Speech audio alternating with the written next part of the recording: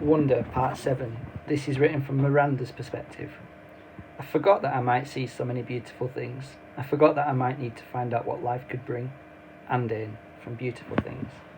This is pages 236 to 248. Camp lies.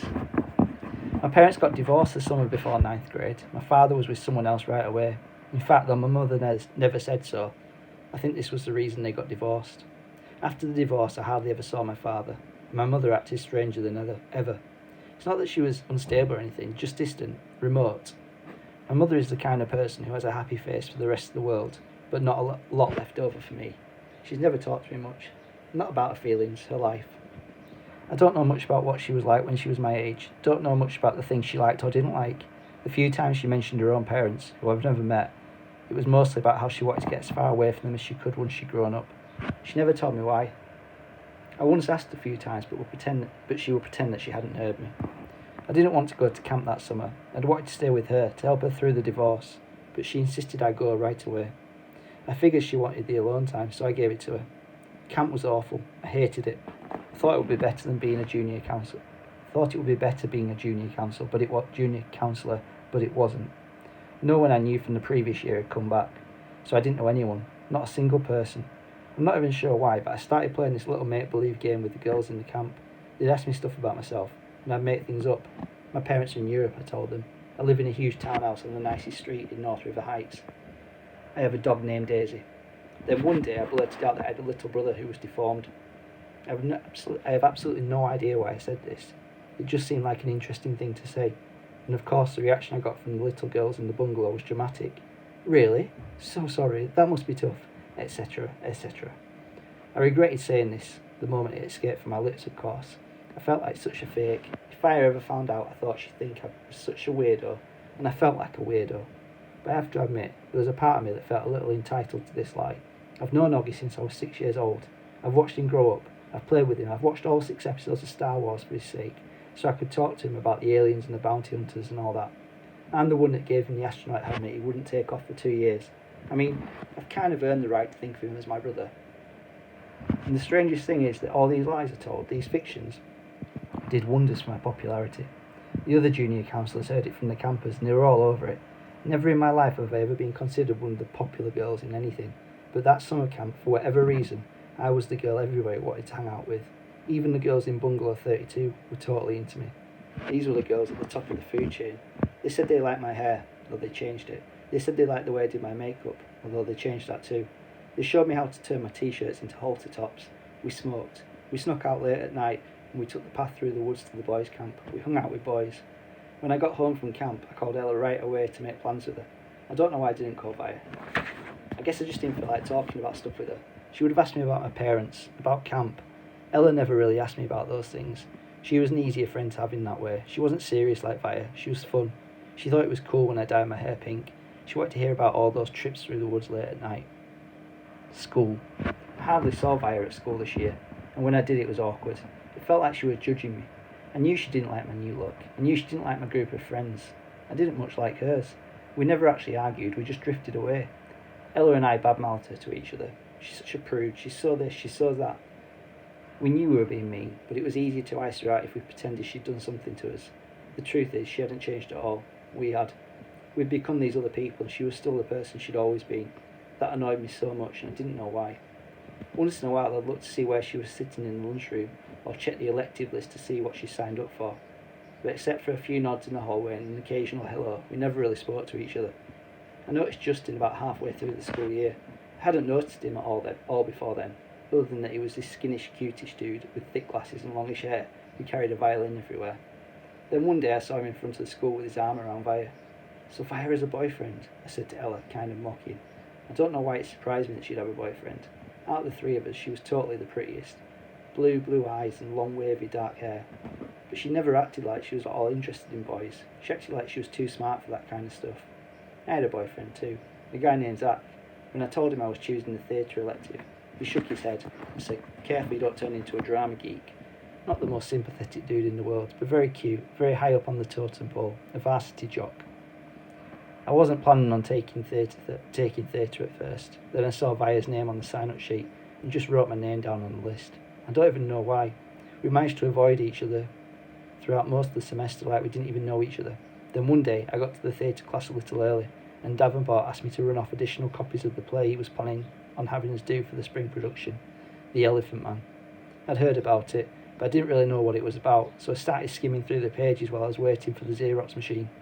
It was about a man who lived more than 100 years ago named John Merrick, who was terribly deformed. "We can't do this play, Mr. D," I told him when I got back to the class, and told him why.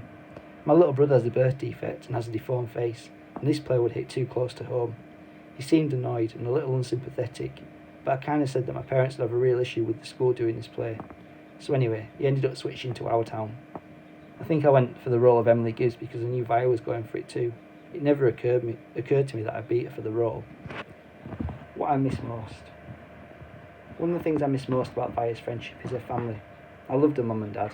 They were always so welcoming and nice to me. I knew they loved their kids more than anything. I always felt safe around them, safer than anywhere else in the world. How pathetic that I felt safer in someone else's house than my own, right? And of course I loved Oggy. I was never afraid of him, even when I was little. I had friends that couldn't believe I'd ever go to Via's house. "His face creeps me out," they'd say. "You're stupid," I'd tell them. Oggy's face isn't so bad once you get used to it. I called Via's house once just to say hello to Oggy. Maybe part of me was hoping Via would answer. I don't know. "Hey, Major Tom," I said, using my nickname for him. "Miranda!" He sounded happy to hear my voice. It actually kind of took me by surprise. "I'm going to regular school now," he told me excitedly. "Really? Wow," I said, totally shocked. I guess I never thought he'd go to a regular school. His parents have always been so protective of him. I guess I thought he'd always be that little kid in an astronaut helmet I gave him. Talking to him, I could tell he had no idea that Via and I weren't close anymore. "It's different in high school," I explained to him. "You end up hanging out with loads of different people." "I have some friends in my new school," he told me. "A kid named Jack and a girl named Summer." "That's awesome, Oggy," I said. "Well, I was just calling to tell you I miss you and I hope you're having a good year. Feel free to call me whenever you want, okay, Oggy? You know I love you always." "I love you too, Miranda. Say hi to Vi for me. Tell her I miss her." "I will. Bye." "Bye." Extraordinary, but no one there to see. Neither my mother nor my father could come to see the play on opening night. My mother because she had this thing at work, and my dad because his new wife was going to have a baby any second now, and he had to be on call. Zach couldn't come to opening night either. He had a volleyball game against Collegiate that he couldn't miss. In fact, he wanted me to miss the opening night so I could come and cheer him on. My friends all went to the game, of course, because all their boyfriends were playing. Even Ella didn't come. Given a choice, she chose the crowd. So on opening night, no one that was remotely close to me was even there. And the thing is, I realised in my third or fourth rehearsal that I was good at this acting thing. I felt the part. I understood the words I spoke. I could read the lines as if they were coming from my brain and my heart. And on opening night, I can honestly say I knew I was going to be more than good. I was going to be great. I was going to be extraordinary. There would be no one there to see. We were all backstage, nervously running through our lines in our heads. I peeked through the curtain at the people taking their seats in the auditorium. That's when I saw Oggy walking down the aisle with Isabel and Nate. They took 3 seats in the 5th row near the middle. Oggy was wearing a bow tie, looking around excitedly. He'd grown up a bit since I'd last seen him, almost a year ago. His hair was short and he was wearing some kind of hearing aid now. His face hadn't changed a bit. Davenport was running through some last-minute changes with the set director. I saw Justin off stage left, mumbling his lines nervously. "Mr. Davenport," I said, surprising myself as I spoke. "I'm sorry, but I can't go on tonight." Davenport turned around slowly. "What?" he said. "I'm sorry. Are you kidding?" I muttered, looking down. "I don't feel well. I'm sorry, I feel like I'm going to throw up." This was a lie. It was just last-minute jitters. It's just last-minute jitters.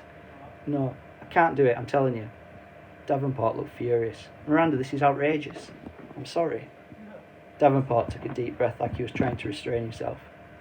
To be truthful, I thought he looked like he was going to explode. His forehead turned bright pink. "Miranda, this is absolutely unacceptable. Now go take a few deep breaths." "I'm not going on," I said loudly, and the tears came to my eyes fairly easily. "Fine," he screamed, not looking at me. Then he turned to a kid named David, who was the set director.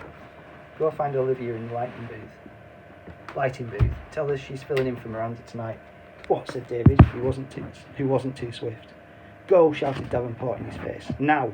The other kids had caught on to what was happening and gathered around. "What's going on?" said Justin. "Last-minute change of plans," said Davenport. "Miranda doesn't feel well." "I feel sick," I said, trying to sound sick. "So why are you still here?" Davenport said to me angrily. "Stop talking, take off your costume and give it to Olivia, okay?